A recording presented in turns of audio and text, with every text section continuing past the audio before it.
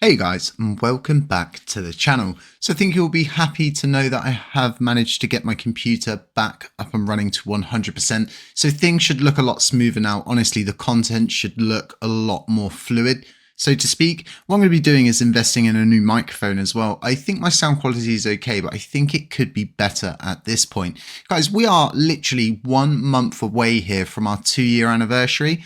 I didn't celebrate our 1-year anniversary just because of how invested we are in LUNC. We've had our head really knuckled down moving forward, but you know, we're going to be celebrating it. I think I'm going to do a little giveaway for you guys on the channel. What I'll do is I'll host it on Twitter, but I'll announce it on YouTube so everybody kind of gets a fair shot at getting involved with it. And I'll be giving away a LUNC Penguin NFT as well to kind of celebrate the alpha launch that is coming up for Penguin Island. It's going to be absolutely amazing. So as you can tell from the thumbnail, I didn't really know how else to put this. I'm feeling kind of bullish on LUNC at the moment, just because we've been lagging a lot. We've been not moving as we should be moving. For all intent and purposes, XRP's kind of been outperforming us. And you guys know me, I'm honest. I'm not going to portray an image that isn't there. But what I can do is kind of get us up to date. And I've waited until we've got a decent kind of like bi-weekly update to go over from Genuine Labs, and then kind of look to the future of what possibly could be made available to LUNC in the near future as we're moving through this halving event. And it could work to our benefit, right? Because a lot of these tools that are open source, you can create forks of them. In essence, it gives us a lot of technology to play with. So before we go into any further into this, guys, make sure you subscribe, drop a like, drop a comment on the way out. It's going to help. Hit the notifications bell to stay informed. So BTC is going to be halving in the next 7 days. This is going to land around 2:40 a.m. on April 20th. So if you're a 420 guy, if you know what I'm saying, but it cracks me up that it's landed on this day. I don't know why I find it so funny. But we're in a very bullish part of the market. In fact, we're in the halving cycle. And this lends a lot of credence to these tools we could be getting access to, the bi-weekly updates, and possibly the future of this blockchain moving forward. So something else I have noticed is certain validators are trying to make an effort to create a kind of group for validators to more or less discuss things on the blockchain. And it would be read only for the community, and validators would just talk in there and you would be able to see what's going on, kind of thing, for transparency. It's not my group, it's somebody else who's made it. I just thought it was quite interesting to see that validators are getting together and they want to talk about working on the chain and pushing it in a more positive direction. I think it's a really good idea. I think it's really bullish and it gives me hope for the blockchain, so to speak. But guys, like I've always said, I'm a validator here. I support this blockchain to the end, but I'm just honest. And it's kind of a downfall of mine that I won't lie to you guys, because so many people are like, oh, you know, oh, he's fudding the chain. And it's not FUD, it's honest information.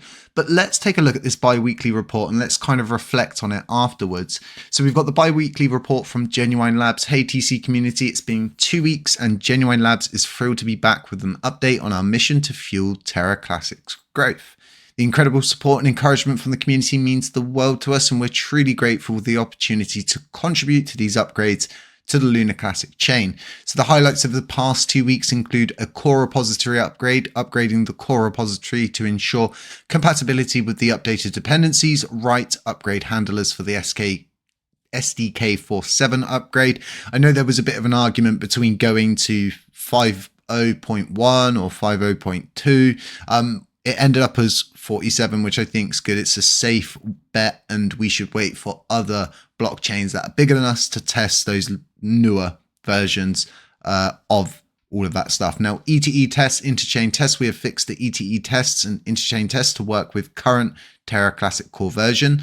The testnet with the mainnet data, we've successfully configured the testnet with mainnet data. Potential bugs after running the testnet with the mainnet data, we figured out a potential bug that could potentially cause the chain to halt. So that's good. They're finding bugs that we don't want. And this was what I was saying about ETE testing previously, when at the beginning of all of this, where we have very little trust in new development teams, which is normal. We should always be skeptical and ask questions. We've been we've been betrayed a few times at this point, but this is really good that they found a potential bug that could cause the chain to hold. So it's really good. That drives confidence for me overall in this development team. And hopefully they become more like visionaries, if that makes sense. And they see, well, hang on a minute, there is a gap in the market here. Maybe we should shut that down. There's so many options available when it comes to Astroport after speaking with Strafe in the podcast. If you haven't watched that, do go back and have a listen to that podcast. It's a great listen. It's a bit of a longer podcast than I like to do, but it is good and you get a lot of information from there. So you can find our works here at their GitHub repo. We do have a link on LUNC to the official repo, so you can go in there and you can check anything you want to check out if you're a bit of a code boffin and you like diving into those things. So let's take a look at the Terra Classic core. Using dependencies that we upgraded previously and write the new upgrade handlers, the upgrades would add new stores, which is Consensus and Crisis. Remove IBC hook subspaces because it's not needed. During working on unit tests, updating ETE tests, we found a few things missing. So these are the 3 things missing.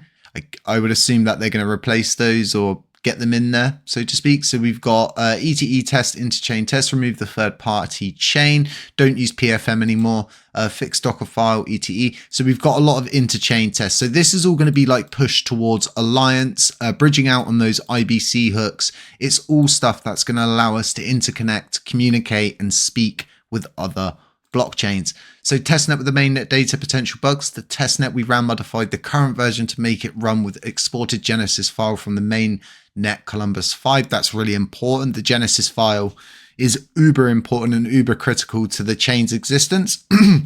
When a new validator joins, they need a Genesis file to more or less spin up a node and get that node up to date with the current chain state. So while running it, we figured out a potential bug related to the WASM module on chain that could potentially, could eventually cause the chain to crash.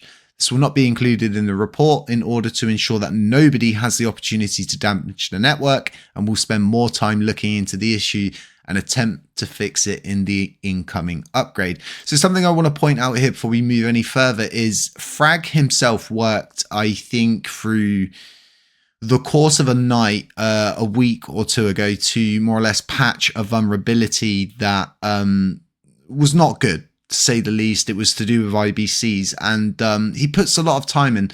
So Frag is definitely one of these people that is included, I would say, when they are finding things that would cause the chain to crash once again. And then the next steps, we're going to be working hard in the next few weeks to overcome the challenges and bring you new features with a smooth launch. To be more specific, the upcoming tasks for the next 2 weeks include upgrading with the testnet, and we'll collaborate with the validators to create a testnet that performs the upgrade. Upgrading to the mainnet. Once the testnet has been determined to function properly, we will create a proposal for the Columbus 5 upgrade. We couldn't be building a better Terra Classic without your incredible support. Thank you for standing with us through the challenges. Best regards, Genuine Labs team. This is really good. It's really professional in my opinion, and these guys seem to be knuckling down, which I'm kind of liking. And I'll keep saying it. I just want them to be visionaries, and I'm always going to want more from developers on the blockchain. It's just kind of one of those things, I guess, when you're paying people to do a job. But what I want them to be like is not so much that they're doing it for a paycheck, but the love of the community, the love of the blockchain, and the want and the need to see it pushed to the next level, to reach the next hurdle, the next leg up.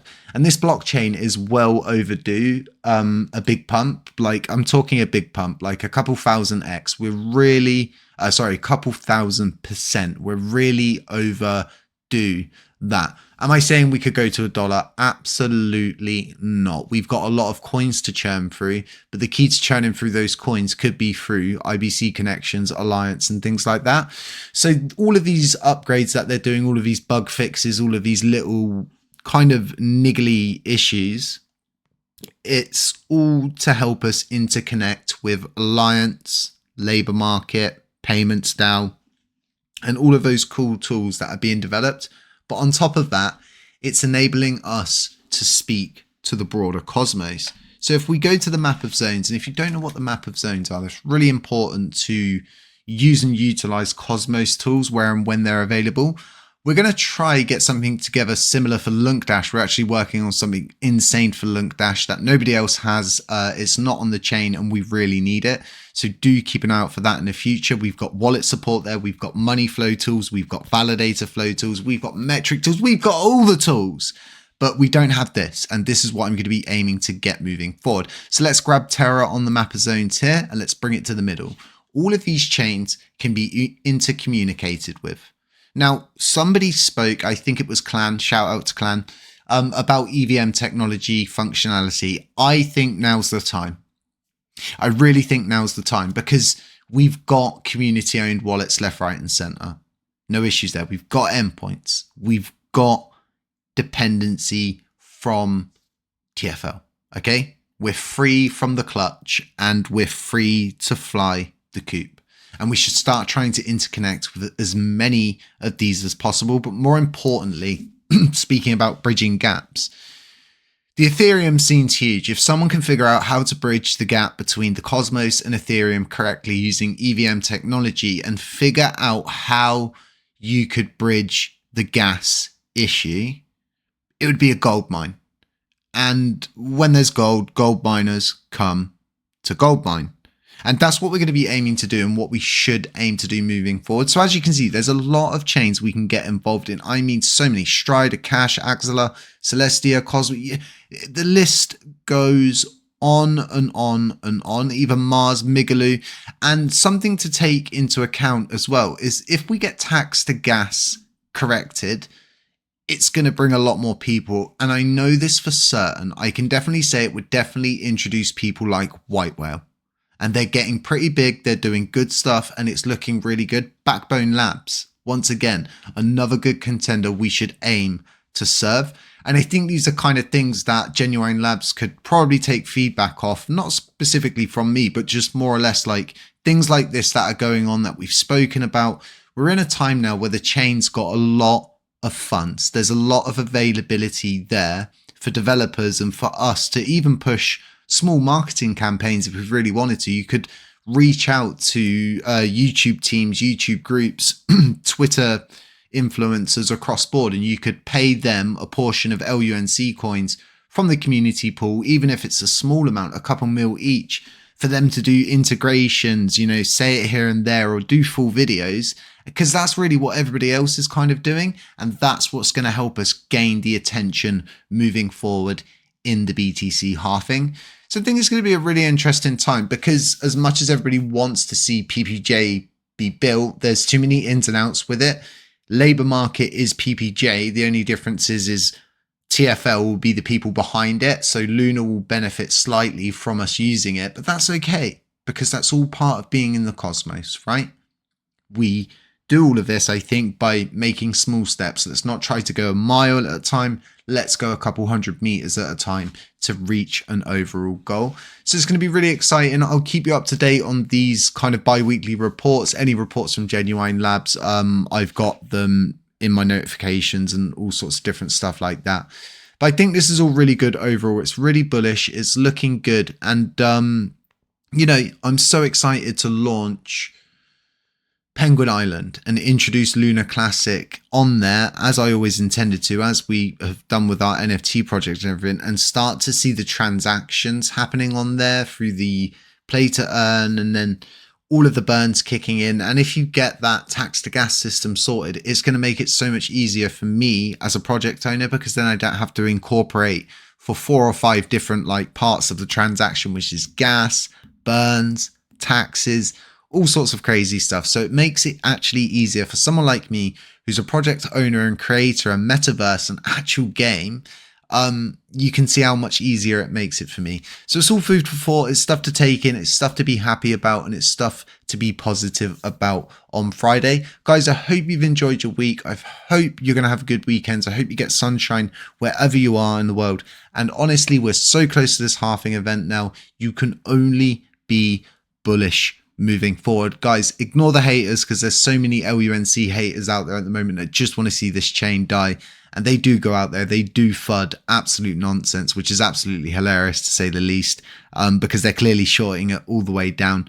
Go long. I'm not a financial advisor, but big things are definitely coming for the LUNC chain, because just here at the end of it, if we think about all of the games, Exodus are launching a build. You've got LBK, they've got builds. Gorada's got games. Metagloria, they're launching. So there's so many different things coming for Lunar Classic that it's just going to hit hard and fast.